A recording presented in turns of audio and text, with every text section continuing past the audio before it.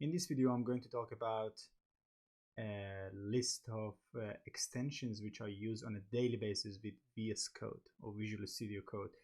I mainly use them for JavaScript development, so for the Node.js, TypeScript, React, and something around these lines.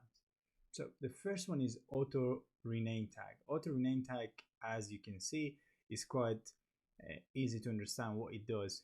Basically, if you are writing any HTML code, for example, here we're writing div, and if I am going to have a tag which is a span, so it's simple. Then if I change one of them, it will update the other one. So if I change it to p tag, it will update and rename the closing tag. It's quite handy if you're writing if you're basically writing HTML. Then I have pair bracket pair colorize. Okay, as you can see on these examples, let me just zoom in a bit. You can see they have different colors. For example, these two are, because from the same if statement, they are blue, and these two are purple or pink, whatever color you want to call them. So basically it pairs them as it fits. Here we have the same thing. So okay, and let me just put something here. I will call it whatever name, which is Moho. And now you can see these two are yellow because these are basically opening and closing curly braces. These two are same color, and these two are which match with each other or related to each other. They are this color. So basically this is bracket pair colors. Code spell checker. If you have front-end codes, or if you care about your code in terms of spelling, then this is a good one to have. So if I now go and call my function to something which is not right, for example success, or I don't know, get user, so this is correct. But now if I just mistype it, then you can see the line underneath which says user is unknown word. So you can come and fix it, either fix it with one of these recommendation or just add it to the dictionary. So this is handy if you have front-end code, or if you want to always have the right spelling and you don't want to just see those comments on your PR or pull requests in terms of spelling errors. It happens, but that's a good one to have, so it will fix it for you. Then ESLint, which is basically for linting, everybody knows about it. Git blame is when you write code and it will tell you who has written this code. So in terms of this one, I have wrote the code, and if we go back, you will see if someone else has written the code. You are seeing it here, how many days ago I have done this code. And more to the git blames is if you want to find out who has edited which line of the code. So let's go a bit further. We have git history, is again related to GitHub and what you do with the git. And also we have git lens, very well used, 7.7 million download. So this is also related to the GitHub, well, not GitHub, Git, and if you're going to use it, this is a good one. The next one is Go. So this is mainly related to the Golang which I use, so it's not related to our current conversation. The next one is Terraform, so again it's not related to what we do here. The next one is import cost, which if you are using a lot of JavaScript and if you're importing any other library, then as you can see here, it will tell you what is the size of that library. For example, I'm importing React and it will tell us it is 7.2 kilobyte, or the gzip version one would be this one. And if I'm using here, I'm using React Router DOM, and then now it is telling us how big is the size. So let me just zoom out a little bit. Okay, good. We have live share. The next one, live share, is when you are changing code with another developer, so you can share, well, you can kind of share your screen or your Visual Studio Code, not your screen, sorry. You can share your Visual Studio Code with someone else, so both of you, or even more than two, they can work on same code base at the same time, so you can see if they're changing some code. Probably I'm gonna make some video about this live share.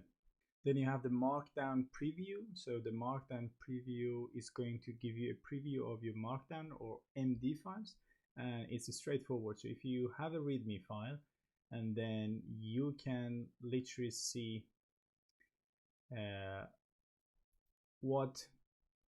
how is it going to look like when it goes to the GitHub as a README file.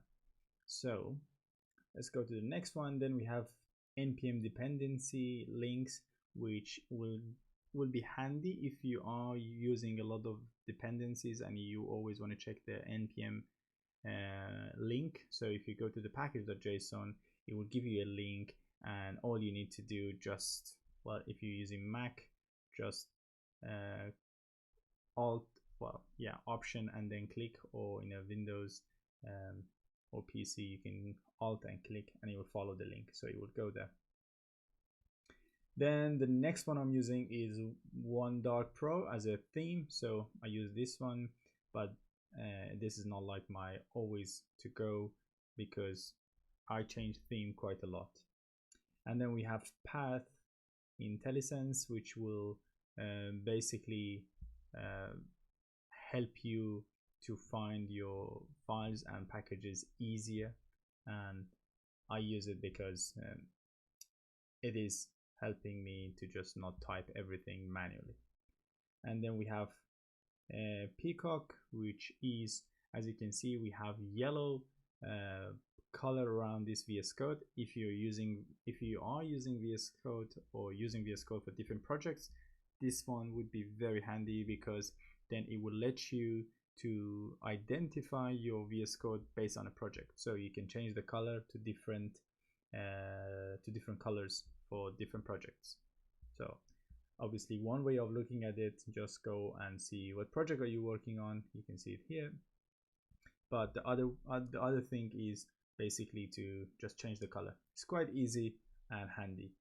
And this is I'm using it for UMLs. If you're using UMLs, or if your project needs some diagram, you can literally view your diagrams here in your VS Code, so you don't need to go and generate it somewhere else.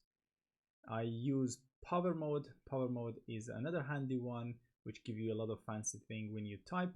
So if I go to the app.js and then I start deleting, as you can see now it shows a fire or flame, and that's Power Mode.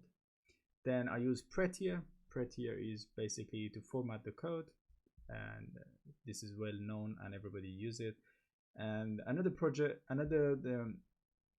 extensions which I use with VS Code is a Project Manager. Project Manager will help you to organize your project. So if you're using different projects or multiple projects with VS Code, then this is going to give you a lot of using this one will give you an option to just switch between projects quite easy.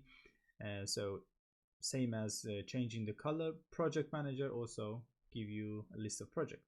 And then you have to-do tree. So if your code has a lot of to-do, then it will be here always, and it will show the list of to-do. So by clicking on this tree, which is to-do tree. And the next one is VS Code icons, which will give you a lot of icons for different files you use.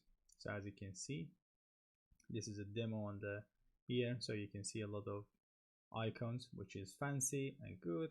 And the other one I use is YAML. So YAML is just to support YAML file for formatting, and also if there is an error with indentation or anything else, then it will fix it for you, or it will let you know there is an error. As you know, YAML only works with indentation, nothing else, so it could be sometimes difficult to follow them. So these are the list of extension I use on a daily basis with VS Code. Thank you so much for watching this video, and please let me know if you are using any different or better, I would say, extension obviously based on the language. But if you find something else handy with JavaScript, then let's just share it in a comment section and everyone else can use it as well.